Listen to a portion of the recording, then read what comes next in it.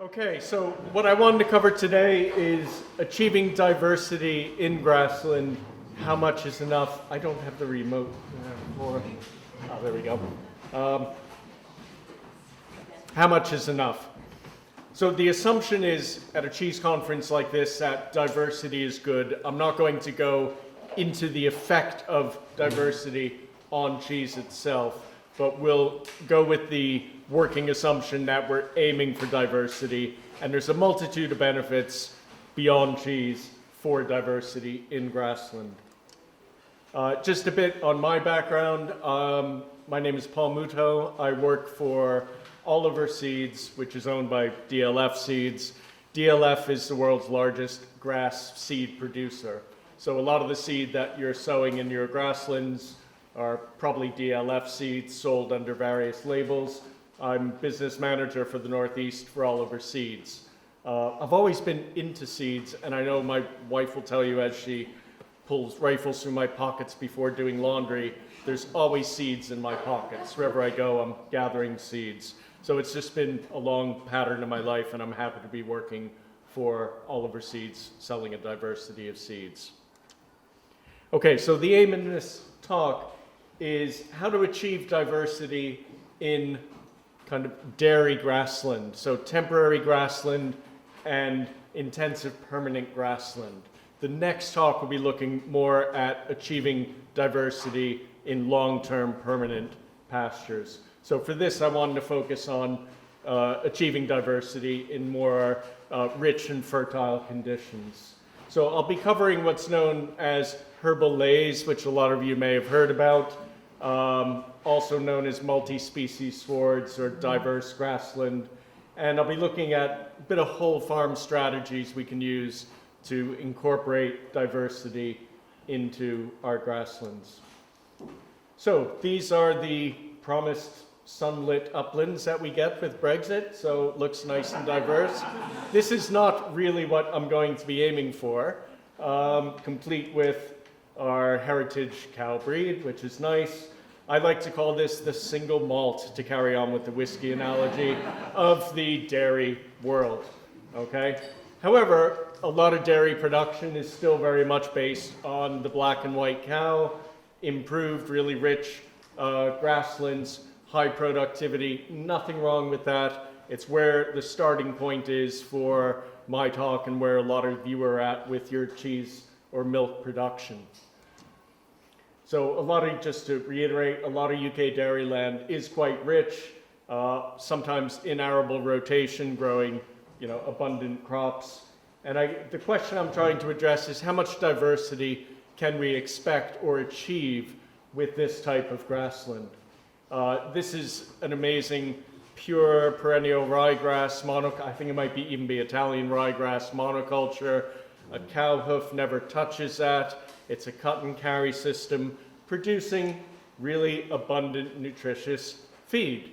And again, yes, it's not diverse, but if you're going to be producing or expecting high milk yields from high producing cows, you do need a certain element of rich, abundant forage. So, herbal lays have become very popular. In the past few years, it's subsidized to a certain extent through government programs, countryside stewardship, the new sustainable farming incentive. However, it's not really a new idea. The basic concept of herbal lays was really well laid out in 1898 by Robert Elliott, who was a farmer at a farm called Clifton Park. I live up in Northumberland, and this is just over the border into Scotland. And it's amazing the things he was talking about well over 100 years ago are a lot of the same issues we're dealing with today. The lack of productivity under drought seemed to be a top priority for him. Apparently at that time, there was a lot of failure of grass production in the summer months due to low rainfall. That was a very common theme, and he was trying to address this by looking at the fundamental seed mixtures that people were sowing. Just a few, I'm not going to read through all this, but what's interesting is even back then, ryegrass was the default go-to grass for people to resow pastures. But even at that time, they recognized a lot of the shortcomings of perennial ryegrass. Yeah, good example there, Norfolk, Suffolk, suffering from tremendous drought this year. Again, notice that cocksfoot was much more profitable than ryegrass. When we did our pasture walk this morning, a lot of the grasses that are growing under drought conditions are cocksfoot. Ryegrass might be a little slower. Another example was a Hampshire farmer substituting cocksfoot for ryegrass, suddenly able to keep a lot more sheep. The last quote I find interesting, talking about ryegrass, seems to be the only grass seed that can be purchased, and how inadequate that grass is, known to every intelligent farmer.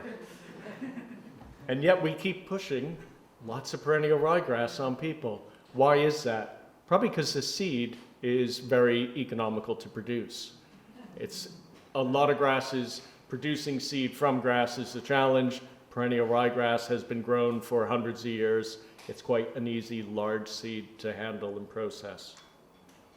So a herbal ley, I'll just outline the definition of herbal ley as used in schemes, because that's kind of the, if you are putting them in because of getting a payment, you need to follow these basic rules. In general, it's considered, well, a ley is often misused. It's another one of those terms I find British people in particular misuse, like rewilding or mob grazing. A herbal ley is by nature temporary, okay? It's not, I do hear it used quite a bit. In reference to permanent grassland, they'll refer to it as a ley. How do I make this into a herbal ley?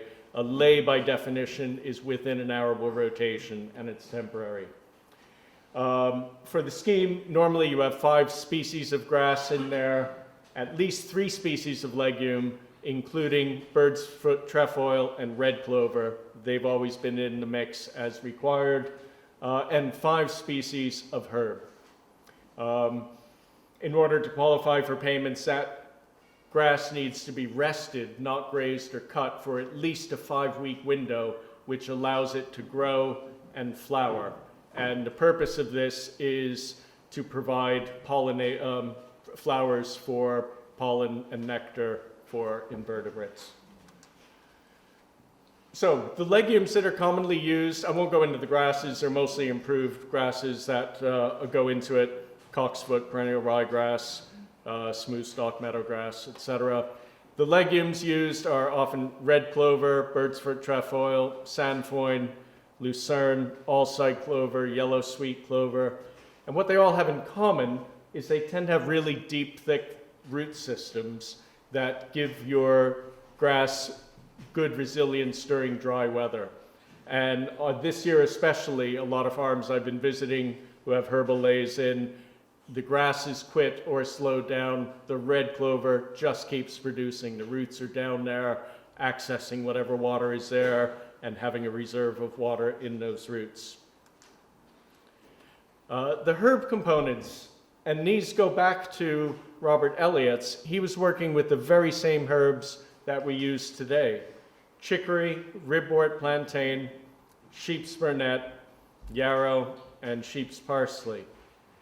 And most of the herbs we work with are very deep taprooters, okay? Then towards the end, I'll get into a bit about the ecology of grasslands and how these perform important functions for the whole grass system.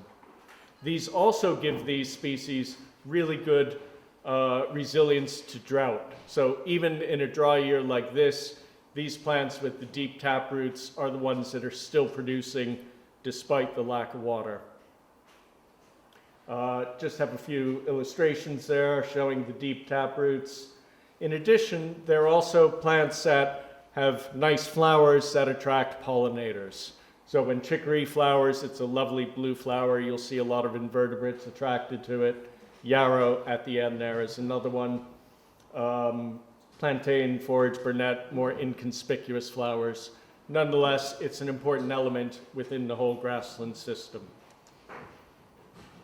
Other species are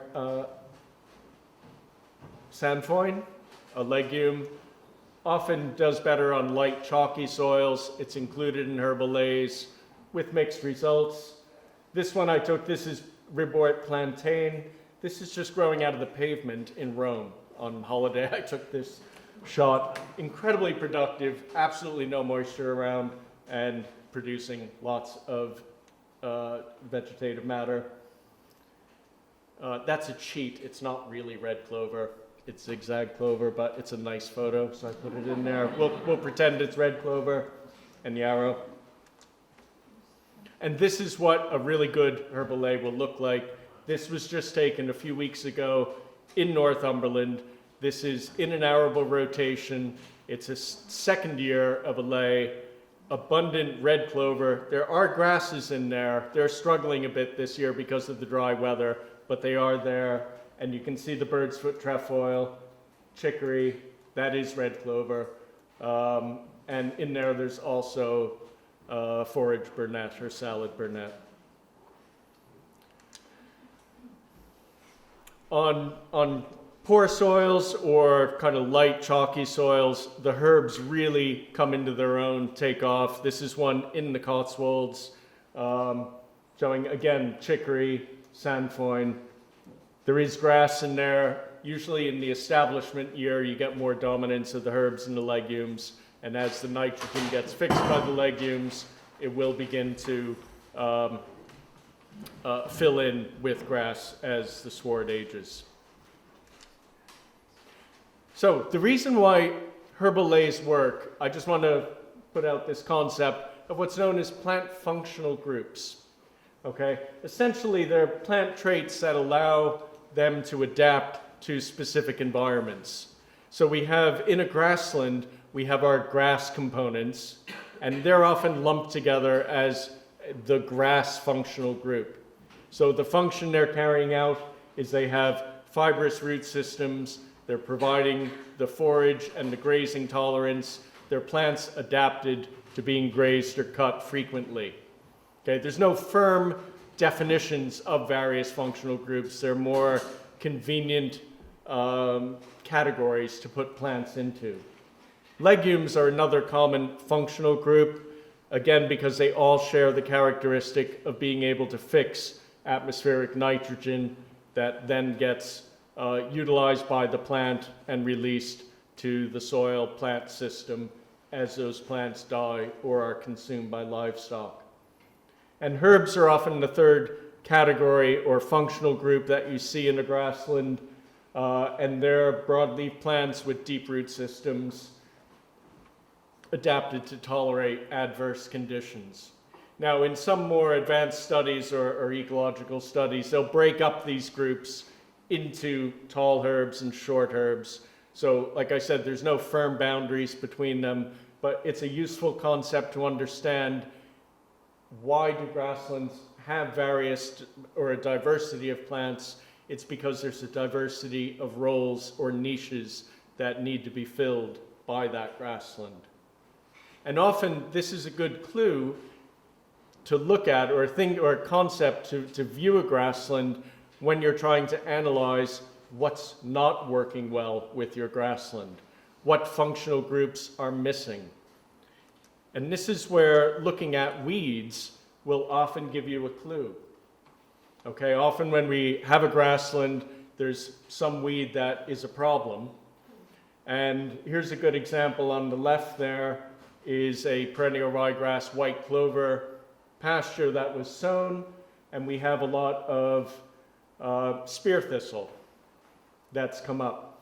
Okay, there are no herb functional groups in there, but the thistle is acting as that third functional group, which is a deep taprooting plant, obviously somehow accessing nutrients that the other plants can't access, and it's part of that system.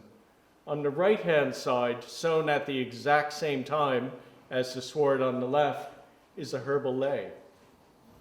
Not much different, it still has a grass functional group, a legume functional group, and this has chicory in the mix as well as a few other herbs. Now, I'm not saying that the presence of these will prevent weeds or eliminate weeds, but this kind of demonstrates that the diversity of having all these plants mixed together somehow is eliminating that niche that the weeds are thriving on. So this is from a project that took place in the Southwest called the Toms Project, which was a really good, thorough investigation of herbal leys. There's a link at the end to it. For those of you who have further questions about herbal leys, they answered all kinds of details about different aspects of herbal leys. There's a link to the website for that.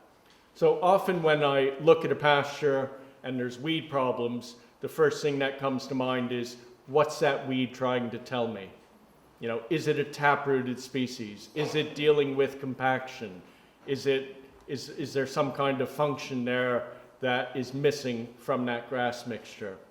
And often when I go and look at a grassland and it's pure grass, it really worries me and it thwarts me because I can't tell what's wrong with that field.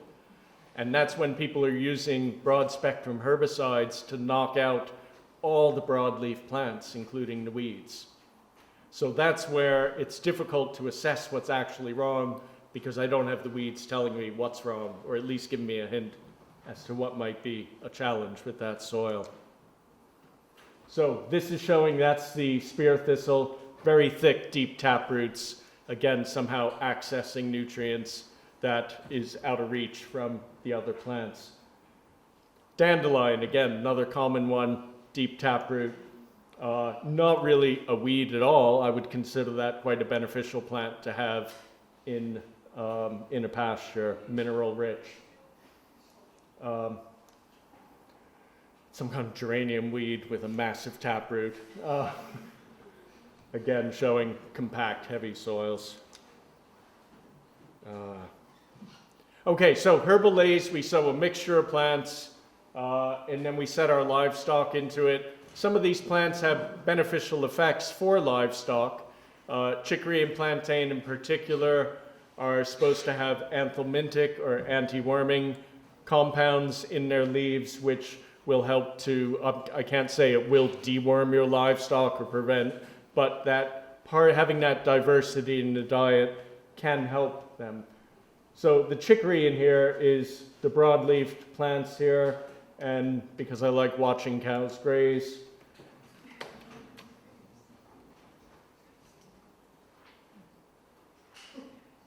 So what's the cow doing?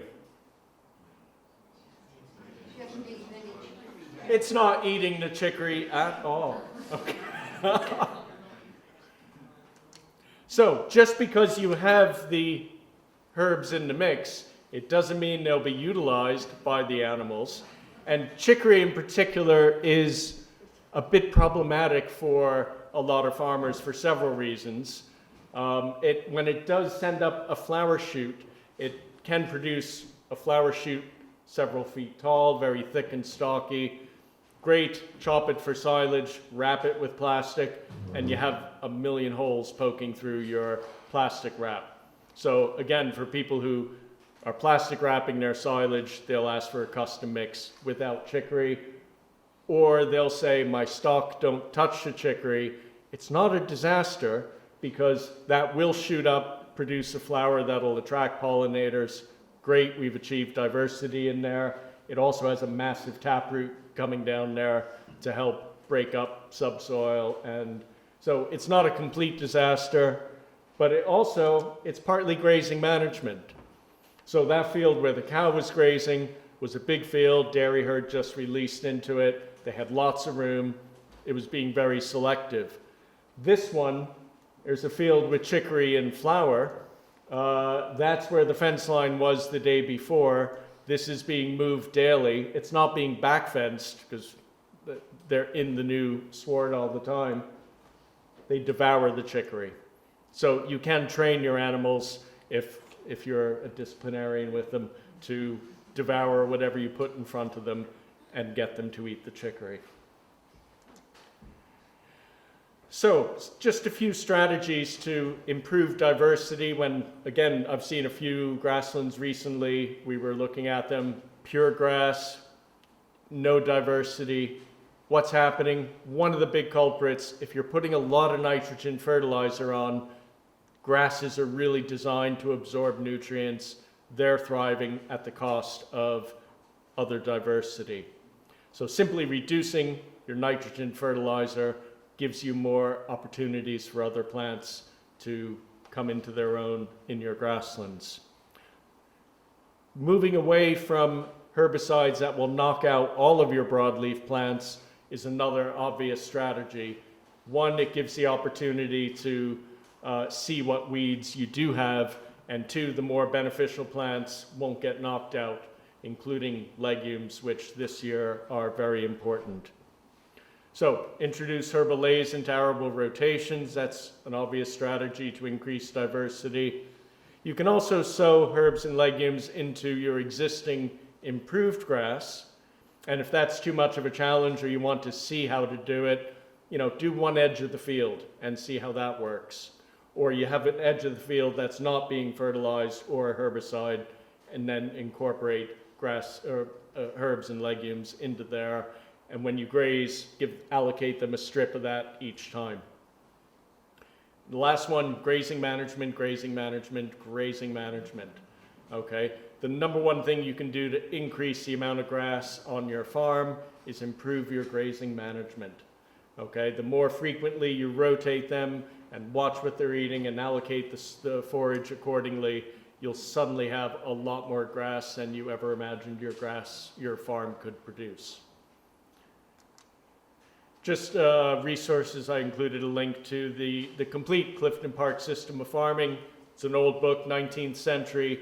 Fascinating reading though. You can read the whole thing online. And the TOMS project, which stands for Toolbox of Multi-Species Swords, is there. They also have a clever app that you can download to your phone, which gives you ID ability for the herbs and the herbalays, as well as evidence about what functions they're playing. How much time do I have left? I think you're good. Okay. Yeah. No, but Perfect. thank you very much. Okay. That's good.